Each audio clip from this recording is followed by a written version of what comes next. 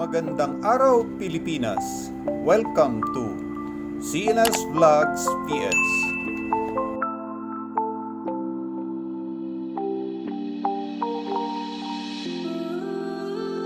Mga katropa, ating alamin, ano nga ba ang kwento ng baryang ito?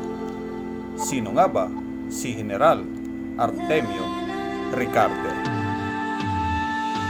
1 peso commemorative coin, Republika ng Pilipinas, 1866, 2016, 150 years, General Artemio Ricarte.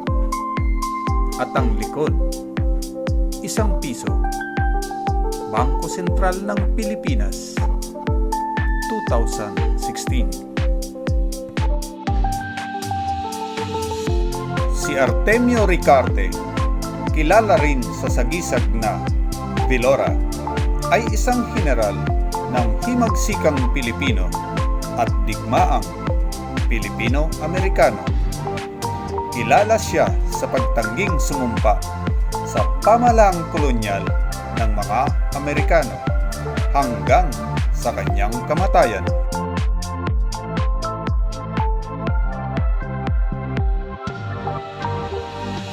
Isinilang siya noong ika-20 ng Oktubre sa 1866 sa Batac, Ilocos Norte, kina Faustino Ricarte at Bonifacia Garcia.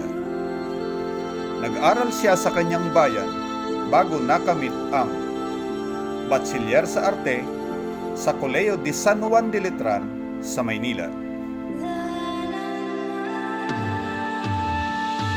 Pumasok siya sa Universidad ng Santo Tomas at Eskwela Normal.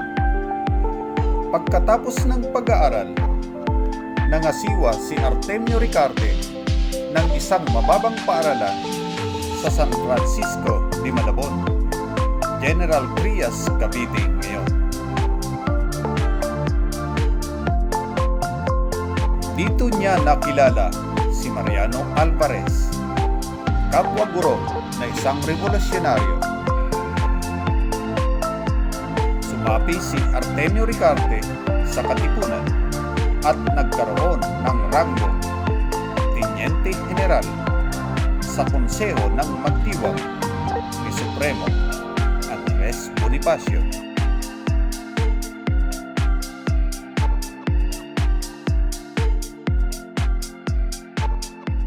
Sa pagputok ng himagsikang 1876, pinamunuan ni Artemio Ricarte ang matagumpay na paglusob sa tanggulan ng mga Espanyol sa San Francisco de Malabon.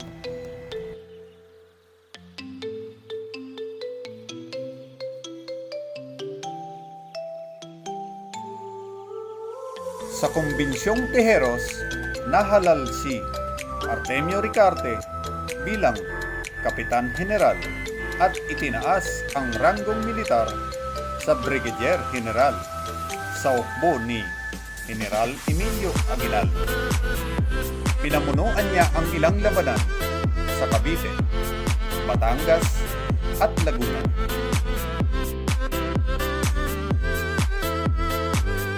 Sa pagsiklab ng digmaang Pilipino-Amerikano noong 1878,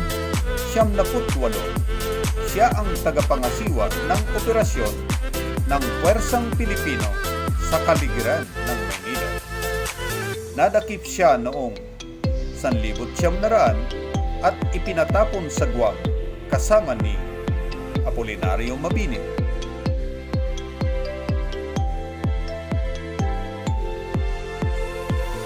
Noong 1903, pinahintulutang makabalik ang dalawa sa Pilipinas sa kondisyong manunumpa sa pamahalaang Amerikano.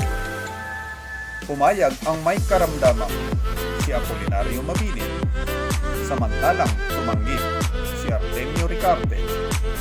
Inilipat ang huli sa isang barko at ipinadala sa Hong Kong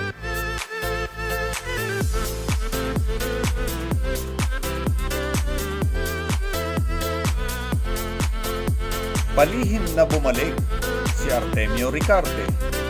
Nadakip siya noong 1904. 6 na taon siyang nakulong sa bilibid at pagkalaya ay pinakiusapan muli na manumpa sa Amerika. Tumanggi siya at ipinatapon ulit sa Hong Kong.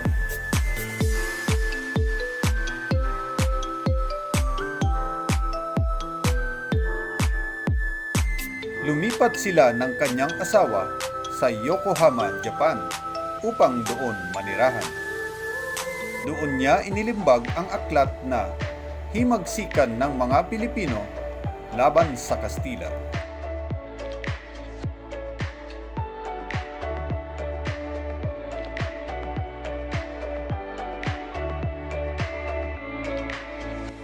Sa pagsiklab ng ikalawang digmaang pandaigdig, napakiusapan siya ng mga Hapones na tulungan sila sa pamamahala ng bansa. Bago matapos ang digmaan, sa panahong nalalapit na ang pagkatalo ng mga Hapones, binigyan siya ng pamahalang Hapones ng opsyon na iligtas ang sarili at lisanin ang Pilipinas. Tinanggihan niya ito at namatay noong ika-31 ng Hulyo 1945 sa kabundukang Cordillera.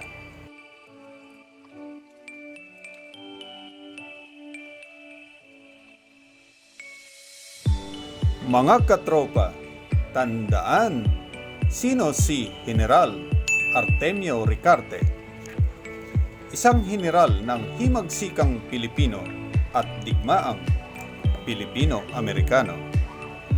Kilala sa sagisag na Villora at kilala rin siya sa pagtangging sumumpa sa pamahalaang kolonyal ng mga Amerikano.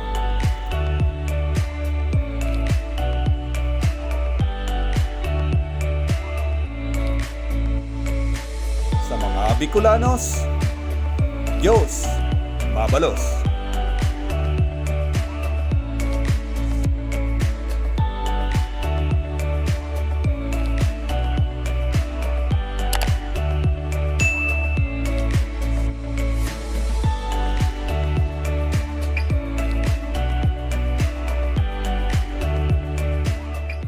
Dum dum dum dum dum dum dum dum